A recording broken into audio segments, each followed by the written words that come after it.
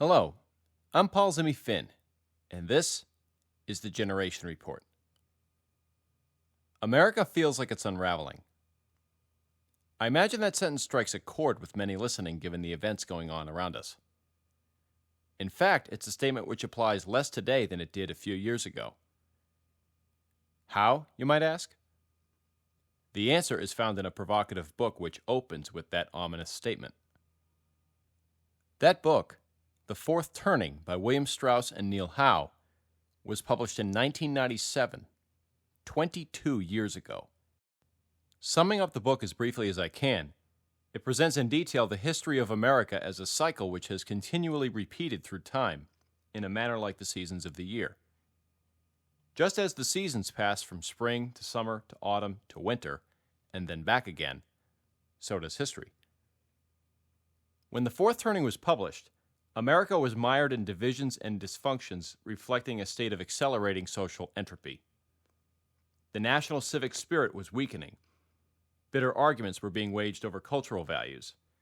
And social cohesion was withering as senseless acts of violence proliferated and as wealth imbalances, atomization, and social trust all worsened. When something unravels, it literally separates or disentangles by the thread. In the 1990s, the strands holding America together as a cohesive nation were separating and disentangling, making the decade a true time of unraveling. So why then does the unraveling label apply more to the 1990s than to today? Because an unraveling always happens prior to something more vital or urgent, and the seasonal rhythm of history has moved America into a different and much more serious position today. A fitting assessment of America in 2019 would be to say we are in, quote, an unstable or crucial time or state of affairs in which decisive change is impending, unquote. Put another way, America is no longer unraveling. America is in a crisis. Remember those names, Strauss and Howe. They predicted this crisis would come.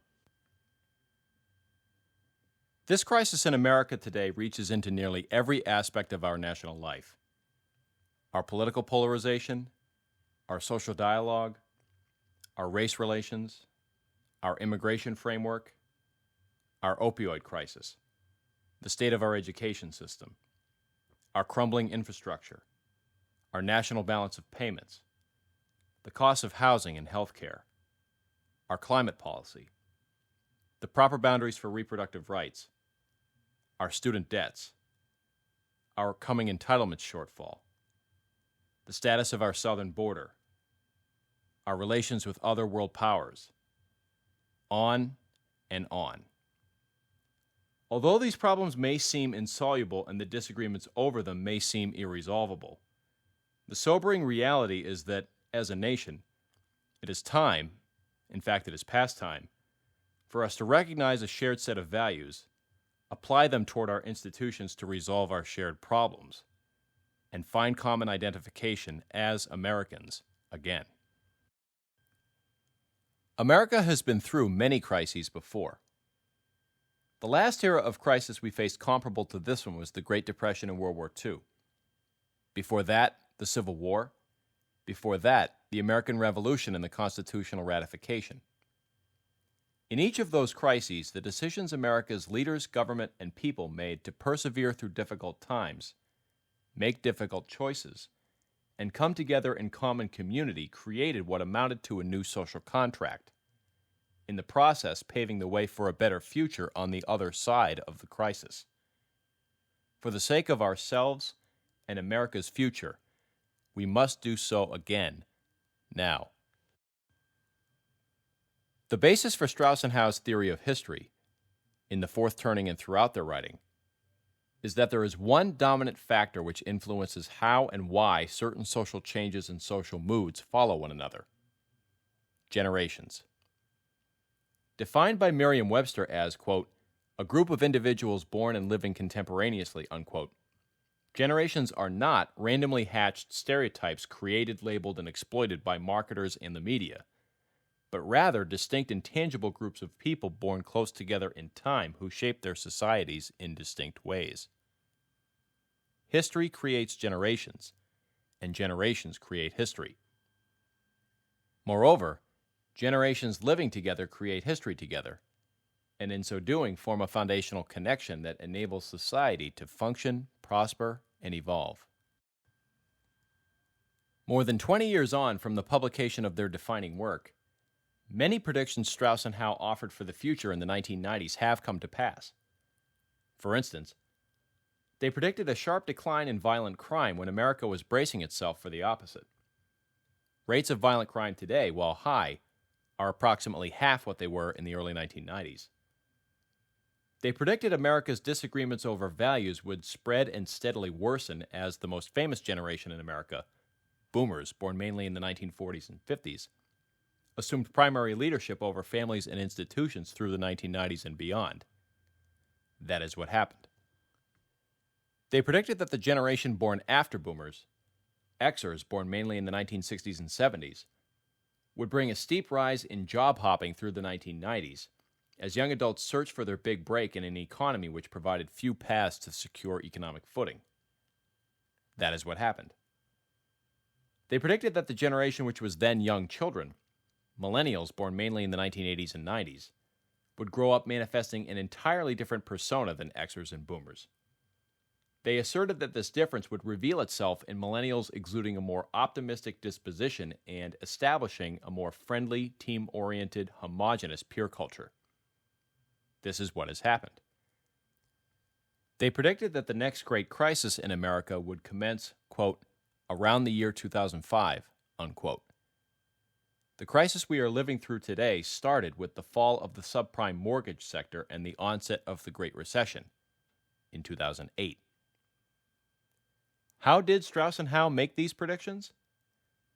By examining generations as individual social units, and based on their lived experiences and characteristic behaviors, attitudes, and trends, projecting how those behaviors, attitudes, and trends would manifest as the generations grew older. Random events and trends and nonconformists are aplenty throughout history, but each generation still has a critical center of gravity that makes it both distinct and recognizable. In Strauss and Howe's theory, social change over time is primarily driven by generational aging, the product of different generations being born, coming of age, and growing older in their turn. Each prediction they got right in the 1990s was made through applying this framework. Of course, as one would expect, Strauss and Howe also got several predictions only marginally right, and some they got outright wrong. Of the predictions they missed on, they missed many for one of two reasons. First, they miscalculated the degree to which America's generations pulled apart from pursuit of the same shared future a long time ago, and how this separation would inhibit the addressing of the nation's problems and divisions amid this crisis. Second, they greatly underestimated the damage which has been inflicted upon the relationship between men and women in America by the changes of recent decades, and how this other breach would also make this crisis worse. These are my own assertions, and as a listener, you may agree or disagree with one or both. Throughout the podcast, I will make my case for both. I'll leave you, the listener, to draw your own conclusions. Today, we are 11 years into the American crisis of our time. During past crises in American history, the government and the public responded swiftly and decisively in meeting the challenges they faced. As a result, the various crises, including the Civil War, eventually came to resolution with the American constitutional framework intact, and new civic foundations were laid which greatly benefited America's future for decades to come.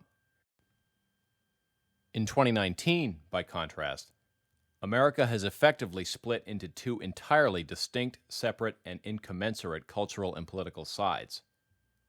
Each side sees the other as more sinister, indeed more fundamentally un-American, by the day, and the refusal to meet in the middle is making America's festering problems and rancorous divisions spiral out of control. Meanwhile, the divisions among America's generations and between men and women are worsening with each passing year. For a regeneration of American civic life, a successful crisis resolution and a better future to emerge out of this incredible morass we find ourselves in, we need to understand how we arrived here and why. Before I describe my aspirations for the Generation Report and what it will be about, I should first say what it will not be about. As reflected by the fact that I hold a bachelor's degree in history and a master's degree in international affairs, I have a historian's mind and a policy thinker's interests. That said, I don't have a corner on making sense of everything that happened in America's past or how to resolve all of America's problems in the present, nor will I pretend to. I recognize there are complicated and difficult parts of America's past and present, such as in race relations, which exist separately from any effort to make sense of them through applying a generational theory. Understanding that, I will only cover those kinds of issues when I think it fits the general conversation. I do not attest that all the ideas I express in the Generation Report will be entirely new. What I attest is that the combination of ideas I express will be entirely new. My aim is to build on what others have discovered and said, not to receive undue credit. Wherever credit is appropriate to give, I will seek to be generous in giving it. If by chance I should relay a quote or idea without giving its source proper attribution, an apology will be forthcoming. Although I'm sure my own personal beliefs on issues will become apparent, I will refrain as much as possible from allowing my personal politics to overshadow my aim of contributing a valuable and engaging conversation. Anyway, what the Generation Report intends to do is present a fresh perspective on past and present American social relations through the lens of a wide range of different topics. The basis for every episode of the Generation Report, its connective tissue, will be an examination of topics which can be better understood by applying Strauss and Howe's generational theory to them. Fortunately, those are in no short supply. Whatever your personal background, whatever your age and beliefs, understanding America's past, present, and future as a story of generations and generational change can confer a great benefit on your life and on the lives of those you care about. That is the nature of the value I seek to bring. Before I continue, I should add, although the Generation Report will almost exclusively focus on America, the rhythm of history described here manifests throughout much of the world for the same generational reasons. By understanding the rhythm of history in America, most anyone listening elsewhere in the world can apply this discussion to what has happened and is happening in their country. Why does this matter? Because the time is past due for widespread recognition of Strauss and Howe's ideas as providing insight into what is happening in America. There has probably never been a time when understanding the generational rhythm of American history has been more important. Yet today, Strauss and Howe's writings are nowhere to be found on most school or university history curricula in America, and their theory is continually disregarded and discredited in the media. On a personal level, they are routinely referred to as determinists and amateur historians, even though many of their early predictions, which others dismissed, have come to pass.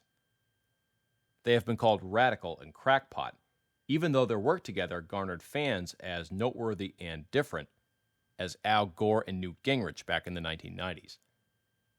Their theory has been called pessimistic and apocalyptic, even though their generational insights are still being sought today by universities, marketers, financial service companies, and employers throughout America. The media and academia discredit Strauss and Howe and their ideas because they have a vested interest in doing so. A theory which confers a generational rhythm on America's past, present, and future does not conform to the narrative the media and academia want to promulgate in 2019. That narrative sounds something like this.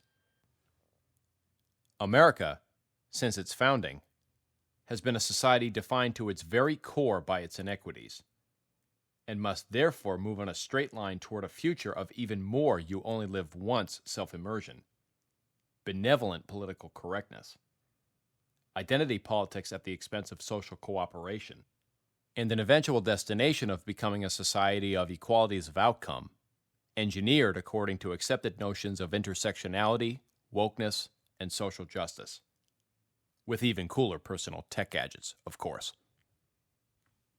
What this vision fails to recognize is that no meaningful self-actualization is possible unless a society's people share a basic sense of common identity, and unless the vast majority hold a stake in that society's present and future. Strauss and Howe's theory of American history was not conceived for any political or social agenda, but presented with the understanding that to endure, all societies must periodically undergo a trial of civic renewal which summons a new sense of common identification among its people. In this crisis era, we are not only seeing less of that kind of common identification in America, we are seeing trends move in the opposite direction. In that respect, this crisis is as serious as any we have faced before. America has traveled the course toward its current state of social and political breakdown for a long time. Yet, an undesirable or tragic outcome from this crisis is not foreordained. We control our destiny. However, until we face the sobering reality that we are in the midst of a crisis and address our problems with that understanding in mind, I see it as unlikely that today's trends will reverse course in time to preserve America as we have known it. The decision of what direction to take lies with us. The Generation Report will begin as follows. After this introduction, the next episode will be a short follow-up explaining in more detail the inspiration for the podcast. After that, the following 5 episodes will cover, in detail, the essential framework of Strauss and Howe's generational theory. Once its basics are established, any reference made to the theory going forward will hopefully make sense to the listener. Following that round of 5, I will present 2 additional episodes, each an offering of my own thoughts on how the breakdown of one of America's foundational relationships, among the generations and between the sexes, came to be, and how each is reflected in the present crisis. Finally, I will wrap up the series introducing the Generation Report with a short recap episode, and then the regular podcast will commence. Because the thoughts and concepts presented throughout these early episodes are highly nuanced and foundational to the podcast, this audio will be scripted narration rather than conversational. My aim going forward with the regular podcast is that all episodes after the opening ones will be more conversational. To summarize, as Americans, we need to understand that generational differences and generational rhythms shape so much of what happens around us. William Strauss and Neil Howe presented a compelling case with their generational theory, and much of what they predicted years ago has come to pass for America. Understanding and appreciating Strauss and Howe's theory will help us comprehend how we arrived where we are today, and hopefully illuminates to all who understand it how we all have a role in shaping America's future for the better, together. Before I close this introduction, I must acknowledge the many people who have provided inspiration, guidance, and support to me in making this effort a reality. I want to give special thanks and recognition to the group of writers, scholars, and content creators whose work and commentary provided the brunt of the material that inspired me. Among the dozens who gave me that inspiration, William Strauss and Neil Howe come first, of course.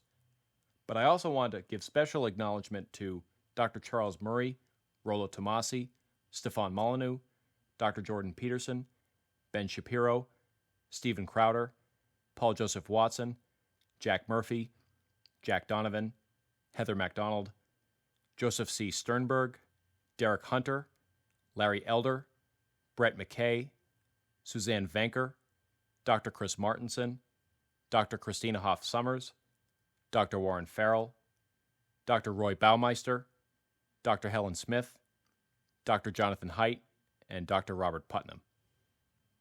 I want to express profound gratitude to my close friends who have heard me blather on about these topics for years. You know who you are.